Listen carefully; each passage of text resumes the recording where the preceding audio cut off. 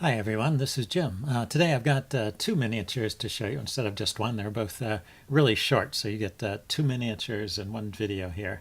Let's take a look at the first one. This is the shortest one. and let's see, my opponent started off with c4, and I went knight f6. So this is, well, let's play on a few moves and I'll talk about it. He goes g3, I go c5, he goes bishop g2, and I go d5. So this is a system that I play, and my moves almost always come in this order against the English. Knight out first, then the pawn to c5, and then finally d5. And white almost always takes there, and it's probably the correct move for white. So this is a way of playing for black that does a couple things for me. One is it gets me one open or half open file at least, a couple of half open files. Which means that it won't be a totally closed position. Sometimes English players like to go for completely closed setups, and I don't enjoy those so much, so I get away from those. It prevents white from going for a Botvinnik setup entirely. You can't play the Botvinnik setup in this move order. And this setup can be played against different kinds of Englishes that white might want to try. It can be played even if the knight has come out here instead of the bishop coming here. Notice that because it only takes 3 moves to get this set up, white doesn't have time to put both the knight on c3 and the bishop on g2. If he could manage that, he could actually prevent me from playing d5, but it's actually not possible. The only way to really prevent this setup is if white were to play a move like e4 in this position, and then that would be something completely different. I would have to improvise at that point. Maybe I'd play e3, e6, and then d5 or something like that. But in any case, this is a common setup that I can use against almost any English, and I've been pretty happy with it, so I've been sticking with it. It is not the most accurate play against certain setups, so you're not always going to get the biggest possible advantage, but you always get I mean, white typically has an advantage anyway in the opening, so you're not getting the best possible result for black necessarily, but you get a playable position, and like I said, you get some open lines or half open files. So so I like it. I haven't found a refutation for it here. Yeah, I have not yet found a refutation for it. Let's see. So I play e6 here. You can also play knight takes c3. I was playing that way at first because I was like the top move of the chess engines, but after a while I decided I didn't like that so much. If you play with e6, then if white ever takes here, you can take back with the pawn, and that opens up a diagonal for the light squared bishop. So it's okay, I think, just to leave the knight there, lock in the bishop for the moment, and see if he actually wants to trade.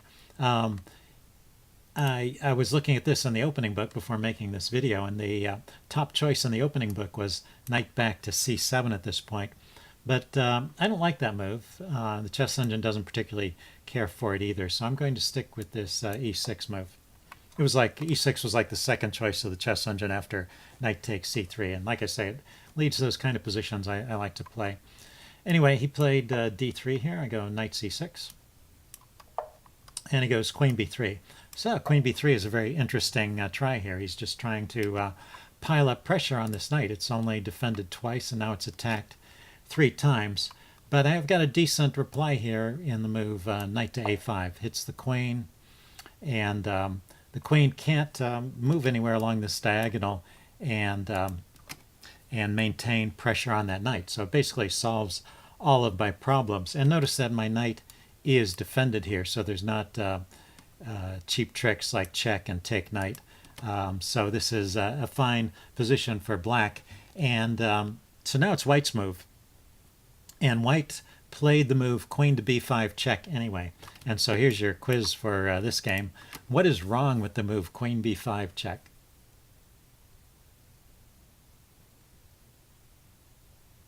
Okay, pause the video if you want some time to think about it. You should be able to figure this out. This is one of those think before you move quizzes. What's wrong with that one? But I'm going to give the answer away now. He did play it. He played queen to b5 check, and I played the most natural response imaginable. I played bishop to d7, and white resigned. So that was an 8-move game. so why did white resign? Well, if you haven't figured it out yet, I guess I will point it out to you. Where can the queen go? That's covered by the knight. That's covered by the pawn and the knight. It's under attack from the bishop. That's covered by the knight. That's covered by the knight. So nowhere up and down. Back and forth. He's got this pawn covered by the bishop, this knight covered by the queen. So he can't go side to side. He can't go up and down. Can't go anywhere along this diagonal because the bishop is controlling that diagonal, and the knight controls that square, and the pawn controls that square. And there's the queen trapped. There's just nowhere for that queen to go in the sea of red there. So end of game. Anyway, that was so short. I had to show you another game here. In the second game, I had the black pieces as well, and my opponent started off with e3, the Van't Kruijs opening, which is named after a Dutch player from the 19th century, a pretty rare opening, particularly at the top levels. Although it does have some points. So let's see, I go e5, he goes b3, and I go d5. That's the main move, occupying the center. And if you look at white's setup, white's got something like a Queen's Indian defense with the colors reversed. So if you're familiar with this opening, and you're familiar with the tactics, it can maybe give you some kind of an edge. But objectively, black should be equal in this kind of position. But anyway, white sets about undermining the center with bishop to b2. And I defend with bishop d6. I looked this up afterwards, and actually this is still in the opening book. The move here given is knight to c6, and then bishop b5 pinning the knight, and then bishop d6 defending the pawn with this piece because the knight is pinned. And that seems to be about equal. The way I played is okay as well, though. I just am avoiding the pin. And my idea is to play, well, we'll see. He plays knight f3. Ganging up on that pawn, and I play knight to d7. So I've avoided the pin. If he plays bishop b5 now, I have pawn to c6 blocking it. So he doesn't go that way. He goes with knight to c3. I have to say, this point, the chess engine starts to criticize white's moves. I mean, well, it didn't particularly care for this opening, but now it seems that white goes downhill a little bit. It would like to play with the move c4 here, and just undermine the center that way by putting an opposing pawn into the center. So knight c3 blocks the c pawn, prevents that idea. And my d pawn there is pretty easily defended with the move c6.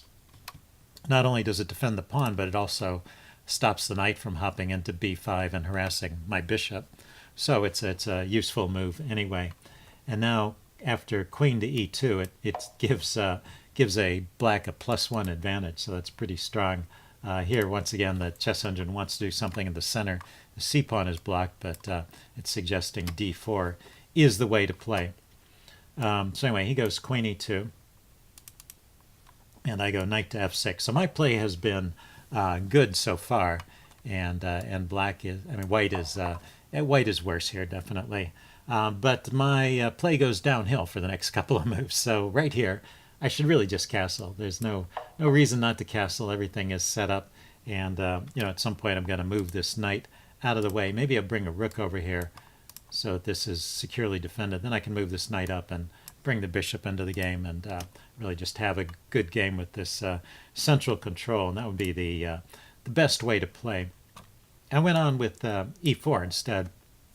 Pushed on with e4. I like to do this sometimes, particularly in Blitz games, because it kind of defines the central pawn structure and helps me decide where my pieces will go, which bishop is my good bishop, which bishop is my bad bishop.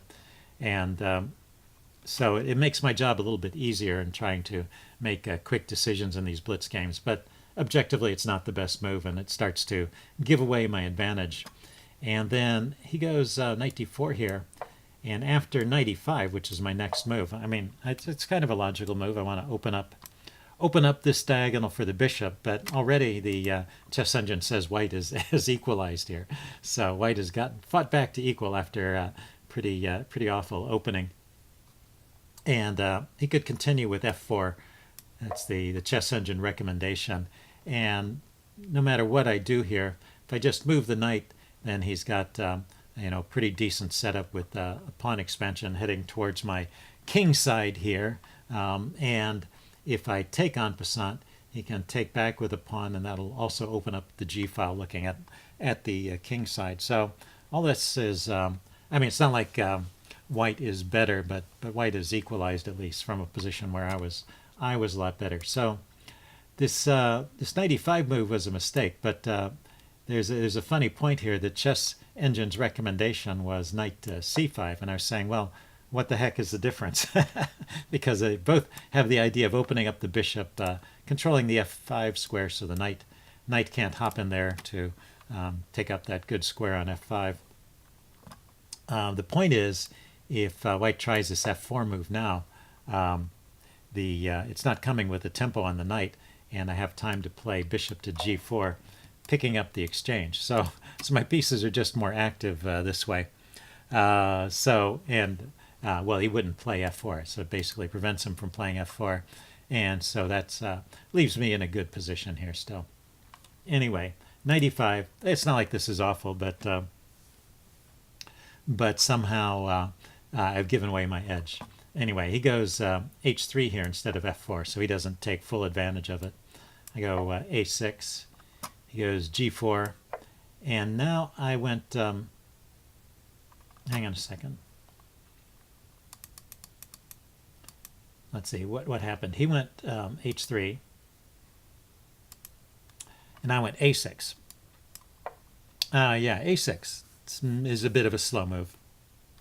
Probably, I might have. I'm not sure what I was thinking about when I played that as well. Since I played this game, I might have been trying to prepare the move c5 to harass his knight. Then let's back up.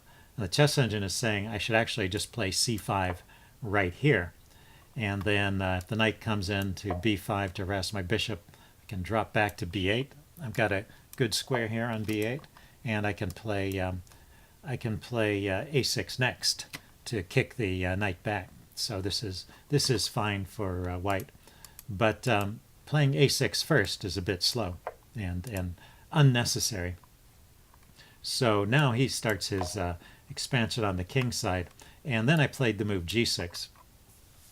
And after this, actually, white has a slight edge. So g6, what should I have tried instead of g6? Oh, I should have still gone ahead with this c5 plan and just ignored these pawns for a while. That's the recommendation. They're kind of frozen at this point. I have pressure on the pawns because of the knights and the bishop, so it's hard for him to push forward further.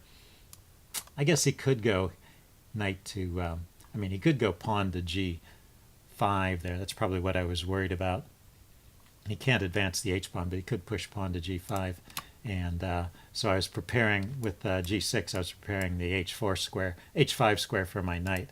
But I guess it's not necessary. Well, this is more immediate, right? The immediate c5, kick that knight back, and then figure out what to do with my knight if he decides to push those pawns forward. Seems like that's a better way to play. Anyway, I went g6, and now white has that edge, actually. So it's gone from white played an opening where he was much worse than he equalized. Now he's finally a little bit better. And I noticed I've never castled. But, well, fortunately for me, my opponent's next move was a mistake. Played queen e1. I'm not sure what the point of queen e1 was. Maybe he was even a mouse slip. But the only thing I can think of is that maybe he's trying to open up the diagonal for the bishop, but the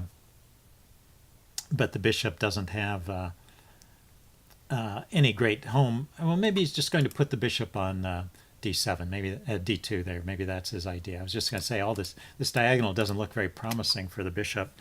So anyway, but queen e1 is a tactical mistake. Aside from not understanding the point of the move, there is a tactic here. So why don't you see if you can spot the winning move for black in this position?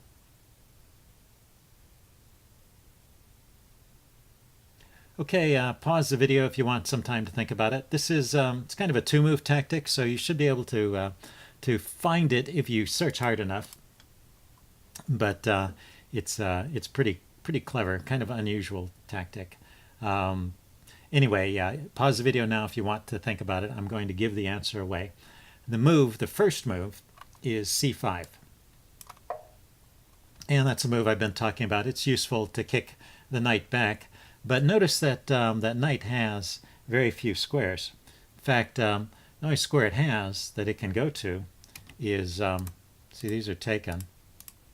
These are taken, and that's attacked. So the only square it can go to is e2, and maybe that was his idea with queen e1, was to give that knight a square so that when I push on with c5, the knight has somewhere to go. But now there's an even more serious problem. So if you didn't spot the tactic before, here's your last chance to find the best move for black.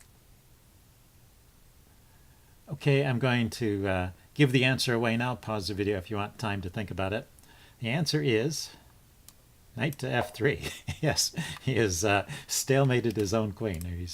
It's kind of a helpmate for the queen. He's surrounded his queen with pieces, and I can attack it with a knight from a square where the knight is not under attack at all. So he resigned. Anyway, a couple of cute games, both featuring queens getting trapped in a couple of different ways. One queen got trapped on the open board, and this queen kind of smothered itself. Anyway, hope you guys enjoyed it, and hope you guys are having a happy and safe holiday season, and I will see you again soon.